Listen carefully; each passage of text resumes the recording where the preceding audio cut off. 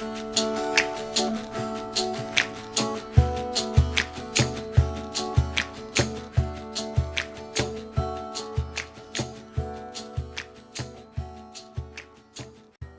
there, listeners, and welcome to the very first episode of Blessed Are the Binary Breakers, a podcast all about the intersections between gender and faith. Let me start with a bit about me and why I'm making this podcast. My name is Avery Smith. I'm a non-binary seminarian. I'm the creator of the Queerly Christian Tumblr blog, and I'll be the one hosting this series. There are a ton of wonderful resources for trans people of faith out there. There's more and more springing up every year. I want to be part of that effort to ensure that everyone has access to a wide variety of media, websites, videos, books, communities that can support them on their gender journey. Furthermore, a lot of the resources currently out there are for one specific faith group, or feature the voices primarily of those who have an academic background in religion or who are ordained ministers. I hope to interview people of all sorts of faith traditions and who occupy different levels or roles in their communities, from the minister who leads services to the person who just comes and sits in the pews quietly. This podcast will be a space for trans and non-binary people of a whole variety of backgrounds and belief systems to share their diverse experiences. Whether that's growing up in one faith and leaving it for another one, leaving religion altogether, whether that's about finding the divine in every aspect of your transition, or setting your relationship status with God to "it's complicated." Whether you worship in a community or by yourself or not at all. I hope that this podcast will become a treasure trove of stories and wisdom from those of us who are transgender and have any sort of relationship to faith. Hearing the stories of people who have encountered the same questions, obstacles, and joys that you have can be such a source of life. Through this podcast, I hope to add to that collection of stories. And I hope that as that collection grows, the wisdom and blessings that trans people can offer faith communities becomes more and more evident. So without further ado, let's dive into this first episode. Just to let you know before we start, the following audio was recorded before I purchased the microphone that I'm currently using for this introduction. So hang in there if the audio is not perfect quality, and hopefully future episodes will sound a little bit better. Now, I will normally be the one conducting the interviews in this series, but for today, I will be the one being interviewed by my lovely fiancée, Leah, who has joined me in my childhood bedroom to record this episode. Leah, do you want to say hello? Hello, everybody. Now, Leah is not trans. She is probably the only cisgender person who will appear in this series, just because she's helping me out by being the one to interview me today. Please forgive us if we encounter any audio difficulties. such as me trailing off awkwardly and leaving Leah to finish my sentences. This is the first time either of us has done anything like this. Also, Leah keeps doing gestures that you will not be able to see, so that's I can't help it. I talk with my hands. But yeah, a little bit more about the two of us. I am 24 years old and she is 25. She currently studies audiology in Atlanta, Georgia, while I study Jesus thing. I'm currently aiming to get my Master's of Divinity, and I'm doing an independent study on transgender theology, and starting this podcast is part of my goals for that study I am doing. All right. Do you want to get into it? Yeah, I'll pass the reins over to you since you're the one conducting this interview. All right. The very first question is, who are you? Yeah. Who are you and how did you get into this house? Well, like I said, my name is Avery. I use they, them pronouns. I grew up in Ohio, which is where we currently are, though I attended the University of Alabama for undergrad. studied English and Spanish and Latin there. I'm a great lover of languages, of poetry, of the Bible, of social justice. And so that eventually led me into seminary. But before I ever got to that point, I was Catholic. I was raised Catholic. My parents are both Irish Catholic, as most people in this area of Cleveland are. And so they gave me some children's Bibles, the ones with the pictures and very few sentences in them to read while I was growing up. And they also took me and my siblings to church every weekend, typically Saturday evenings, not Sunday mornings, because that's something you can do in Catholic land. I would say that I was always the most religious of my siblings and parents, for whatever reason, because while my parents did, take us to church and had me go to these hour-long religious classes every Monday up until 8th grade, that was about all they did to sort of introduce me to faith. The rest I just sort of did on my own. And what were those other, you mentioned kind of connecting with faith on your own apart from your family structure, other than like youth sort of activities, what did you do on your own? Oh yeah, I tried to pray every day. You also read the Bible a lot, right? Oh yeah. In 9th grade was the first time that I read the Bible, the actual non-abridged Bible, not the children's versions that I'd grown up with.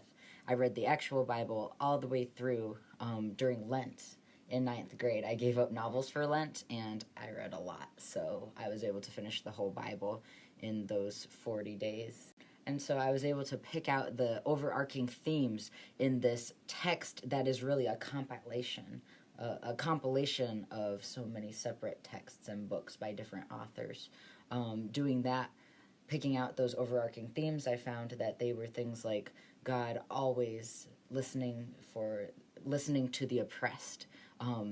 When the Hebrews cry out in Egypt, God hears and responds. When prophets and people like Hagar, they cry out to God, and God hears and responds. And so, from a very young age with children's Bibles, and then once I read the real Bible, the whole Bible, I saw that overarching theme. And so then in college, when I started realizing I was queer, I knew that a lot of Christians, such as the Catholic background I had, and I always sort of accepted it without questioning until I had reason to question that, they said that the Bible says that being LGBT is a sin.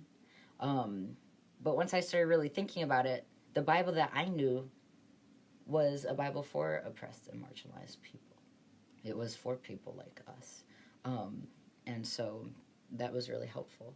And at that same time, I also found, I started doing research. I found websites like Hope Remains and books like God and the Gay Christian to help me with the sexuality aspect of my queerness. But it was harder to find things about the being trans, being non-binary, that aspect of my queerness. There's not as many books out there, especially non-academic ones that are just being circulated widely. But I found Austin Hartke's videos. You know how much I love him. Yeah, Austin Hartke. His YouTube videos are what really, really rescued me from my confusion about whether the gender aspect of my queerness was okay. If, what I'd been told that God had made me a girl and so I just had to deal with that was true or not. It was his videos that showed me, it was like I had read all those stories in the Bible that he would talk about, but he was showing me how to read them with a queer lens. And so that was really helpful to have that biblical background. And so I encourage people to read their Bible and don't listen just to what churches tell you when they say, the Bible says that this thing is wrong or this thing is right. Actually read it and find out for yourself. You should tell everyone about when you used to preach to your dolls. Oh, I did do that. Yeah, when I was really little. One of my earlier memories is lining up all my dolls and stuffed animals after going to Mass. Having heard the homily that Father Tim gave. I remember going home pretty often, probably not every week, but if it was a homily I liked, I would go and try to retell that homily in my own version to all my dolls and stuffed animals. And I would use my Father Tim voice, which is just be very loving and sincere and genuine, like I heard him do. I wanted to be a Catholic priest before learning that they only allow people who are assigned male at birth to be a priest, so I had to let that one go. And so for a long time then I thought maybe I would be a nun. I have a lot of nuns in my family. By a lot, I mean two, so okay, not that many, but both of those nuns are, one is my great aunt and another is an aunt, and they both were pretty influential on me, especially in middle school and high school. And so the idea of following in their footsteps made a lot of sense to me. I could see the good that they were giving to the world. And, so I figured that could be the path that I was called to follow.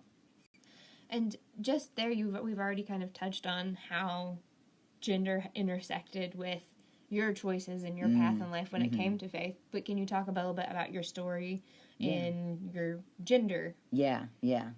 So I think I learned about the concept of someone being transgender before I learned that being gay could be a thing. Because I remember in 7th grade, I found a newspaper article that framed it as a little girl who wanted to be a boy, aka it was a trans guy.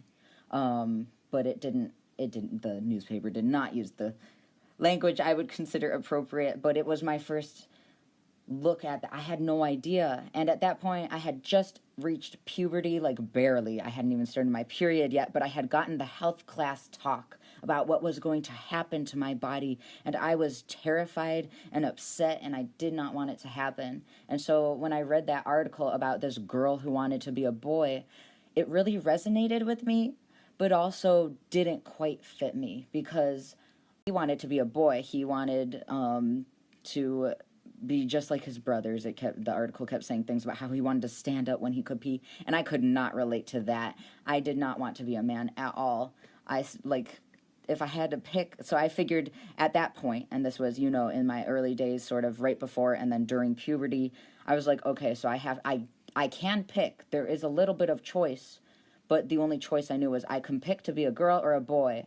If I had to pick one, I guess I'll be a girl. And so I went through puberty. I just sobbed when I had to start wearing bras and shaving my legs. Just the concept of going into public and being seen as a girl made me so upset and self-conscious. And so I would wear, these hoodies every day to try and sort of cover up my... Even in the summer? Yeah, I would wear sweatshirts even in the summer to cover up my figure. Not that I had much of one, but to me it just felt so obvious, like surely everyone's staring at my boobs, that even though there barely was anything there at that point, I was so self-conscious. And what I now know as dysphoria, this distress over what people say my body means about my gender, and then what people, because of what my body says to them, they read me as female, and that just made me really uncomfortable. And so, I was not a very social person. Part of that is by nature. I'm introverted, and I like having fewer friends that I have deep relationships with rather than a ton of friends. But part of it was I would purposely stay home because then no one could see me, and hide up in my room all day. And I really loved the saints like Joan of Arc, who was, she was assigned female at birth, but she put on a soldier's outfit, cut her hair, and ran around with the men. And so to me, I loved those stories of the female saints who didn't go by their society's gender roles. They would shirk marriage. They wouldn't marry men. They would cut their hair and refuse to be mothers and wives. And so as a Catholic, I was glad to have those stories available to me of these women who are lifted up, sometimes for the wrong reasons, this idea of virginity being the reason it was virtuous. But for me at that point in my life, it was very helpful to see that I didn't have to marry a man and be a wife to a man, because that played into my gender issues in a way that was really distressing. But yeah, finally, I went to college. I met Leah, And I also found Tumblr.com. Yes, I am one of those non-binary people who found out that was a thing through Tumblr, and that is valid to to use that word, because it was the first time some post on Tumblr mentioned non-binary genders, and it was like a flash of lightning. Just the revelation that there were people like me who did not feel like they fit into these binary genders of male and female that Western society presses on all of us. So I read all these stories online about different non-binary people and how the experiences can be so different, how it was okay to be like what society calls feminine and still not be a girl, because I really did like dolls growing up, and I love to sew, and I love poetry, and I hate sports. So these things that society says, well, then why wouldn't you want to be a girl? You like all these girly things. You know, I learned online that's okay. Like, I can have traits that are considered feminine while still not being a girl. It's always so funny because, in contrast, me as a cis girl, I tend to be the one who has the more quote-unquote masculine interests. Yes. Like, the other day I was really into the football game, and you were just there because you love me. Yeah. Yeah, she's definitely the more masculine of the two of us, and yet she's the one who will sometimes put on more makeup, you know, and wear, sometimes likes to dress more girly and sometimes less so. I think we're both a pretty good mix of what society calls masculine and feminine, but yeah, it is that, like, gender is so weird that way, because to me it's so clear that I am non-binary and not a girl, and yet and while having these feminine traits, while Leah, as far as I know, like, you've never questioned being a girl. Like, Leah is happily and comfortably cisgender and female, despite loving sports and all these things that society claims are boy things. Yeah. I was just always described as a tomboy and really leaned into that. Yeah. And I just had a lot of, like, leeway. I feel like, in particular, being from the South, like, a tomboy girl is even, like, better, like, than, like, a sissy, quote-unquote, like, a sissy girl. Like, a tomboy girl is, like, even better, more valued, because you can do all of the, like, that's so hunting and all the other stuff that goes on. Yeah. That's so messed up. It's just a different cultural value. And that, like, I feel like that, saying that makes us need to address the idea of, like, internalized misogyny, because anyone growing up in this messed up society is going to have sexist tendencies, that girls who are obsessed with makeup are somehow more vapid or less intelligent, which is ridiculous. And so I know, like, you with the color pink. Like, I hated pink. I hated pink for my whole life until, like, 2 years ago, and now I love pink. Yeah, and now when I buy Leah presents, I look for pink stuff, because pink is her favorite color now.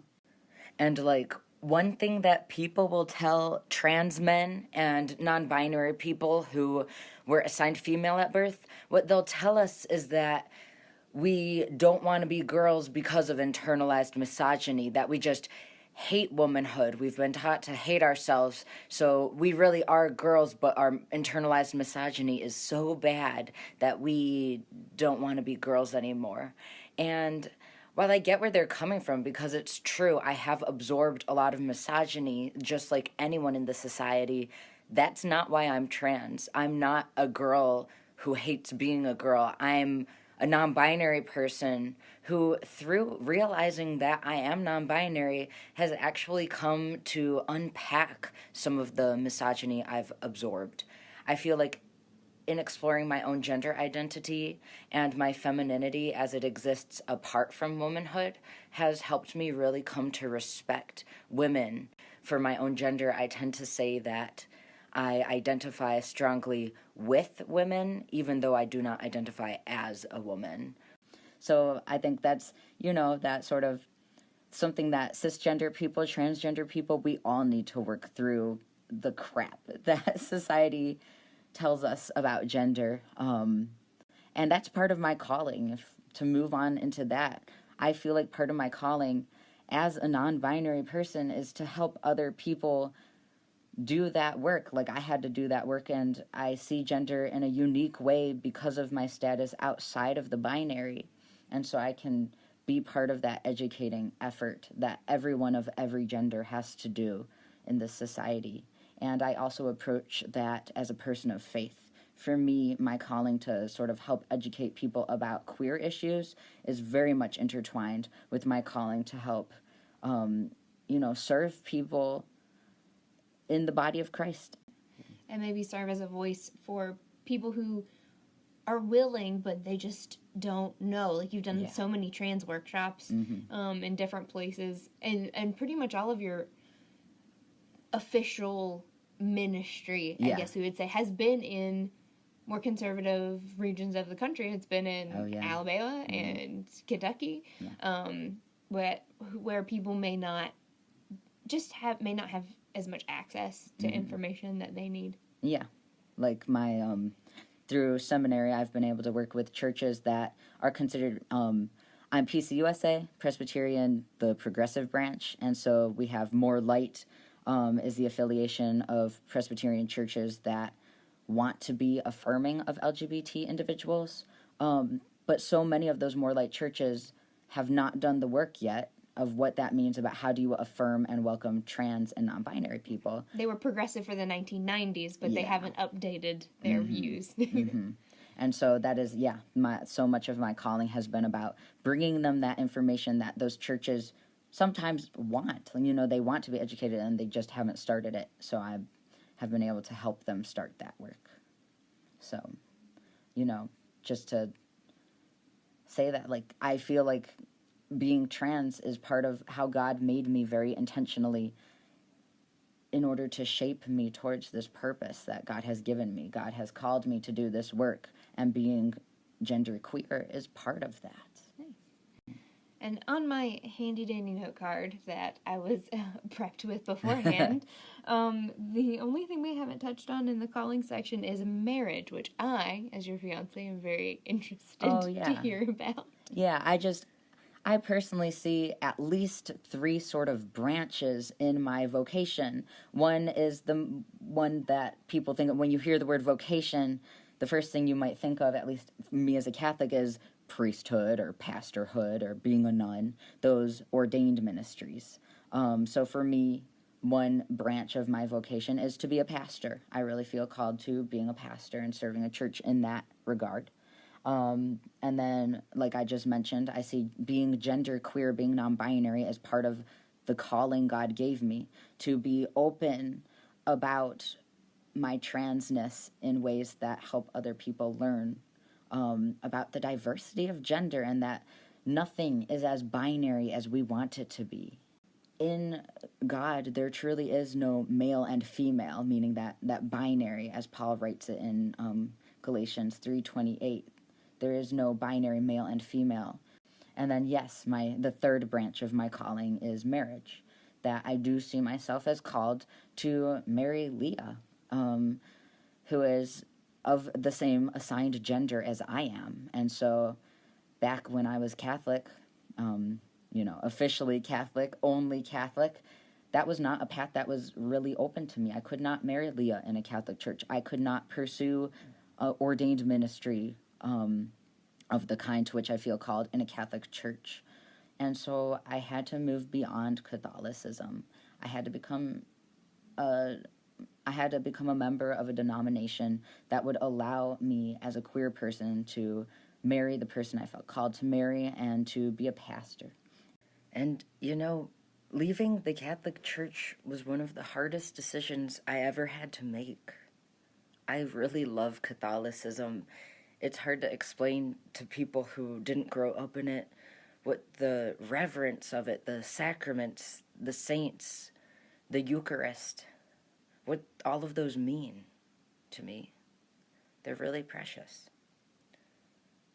But the Catholic Church, with its doctrines, was choking me. I felt strangled and blocked from my callings. So I had to go. God called me to go outward. And in the end, I am so thankful to have left the Catholic Church because it turns out I didn't leave it. I was not kicking Catholicism out of my heart. I was just expanding my heart so that Protestantism could fit in too.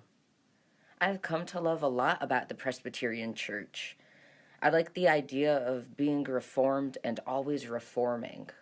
I like the celebration of diversity that I find in the Presbyterian churches I'm part of. I like the way things get voted on, decided on together. But that hasn't quenched my love for saints or the Catholic Eucharist. I feel like there's a wedding of Catholicism and Protestantism in my heart. Joining them together, even though everyone says that they're too different, too divisive to join together. It's all about breaking binaries wherever I see them. Being non-binary taught me that, I think. But anyway, I should get back to talking about how exactly my movement into the Presbyterian Church happened back in undergrad. Leah and I, our junior year of college, found a little church right outside the University of Alabama that is now called Grace Presbyterian Church. Highly recommend it to anyone in the Tuscaloosa area. They're fantastic. Yes, to go visit, because when Leah and I went there, we were still going through our angsty period of like, oh gosh, are we allowed to be together? I like you, but like it's wrong, and I want to be with you. Oh, but I can't. But what if God hates us for it? And and like that guilt and that worry that even when things felt so right, when we could see the good fruit that our relationship was having, even with all that, this fear, Grace Presbyterian Church, when we found them, helped us feel, calm, find rest and hope and joy, because we were surrounded by all these other LGBT people and couples and people who loved us as we were. And now when we visit, it literally feels like family. Yes. And I've grown up in church also my whole life, and I've never been able to say that about anywhere I've ever been to. Yeah. All right, so last thing, what would you like to tell trans and non-binary people of faith? What words of wisdom would you give? Oh, gosh. Yeah. I'm the one who wrote this note card with questions, and did I think of an answer to this? No. I think what I'd like to say is that you should always keep exploring and hoping and dreaming bigger. People see being trans and non-binary as suffering, always suffering, and there's a lot of pain in it thanks to the transphobia in the world. But you can enjoy it too. The journey doesn't have to be only pain and guilt and fear. It can be fun. It can be so fun to try on new clothes that you weren't allowed to wear before, or to try on different pronouns or names and just kind of explore that. And I was so lucky enough to be part of your journey and getting to get happy with you over stuff like top surgery and finding a name that fit and all of that fun stuff. Yeah, it's so wonderful to have people like that in your corner. And if you don't feel like you have people like that right now, reach out to us on Queerly Christian on Twitter or Tumblr, and we will be that person for you. I want to turn that question back towards you, Leah, since this is probably the only episode where we'll have a token cisgender person. What would you say to cisgender people of faith who are LGB or who are straight, any cis people who want to be good allies to the trans and non-binary people in their lives? Because you tend to be a pretty good ally to me. What advice do you have for them? Well, I feel like I'm a good ally because I have learned to listen. Mm-hmm. If I do something that's transphobic, even if that is not my intention, because I know so many people get defensive when somebody is like, hey, what you said was transphobic, what you said was not cool. They're like, oh, well, like, I'm not like no, like, it's not a commentary on your character. It's just maybe there's something underlying that you haven't thought about before. So to take that moment and just learn from it and try to take your defenses down when that does happen. And also to learn our history, learn like the queer community's history and the history of your faith community. Out again, kind of tying back to the whole, not just taking what faith leaders say at face value, looking back in and seeing who has really played a part in establishing where we are today. Yeah, that's awesome. All right. I think that wraps up our interview. Yeah. We've given them our parting words. I'm thankful for the opportunity to be a part of this very, very first episode, and I am excited to see it to continue. It's always nice to have you along for the ride. That's what that marriage calling's all about. But yeah, that wraps up the first episode of Blessed Are the Binary Breakers. Please feel free to let me know what you thought, or any questions or comments that you have. Feel free to send those to queerlychristian.tumblr.com. And until next time, go break some binaries and be a blessing to the world with your life.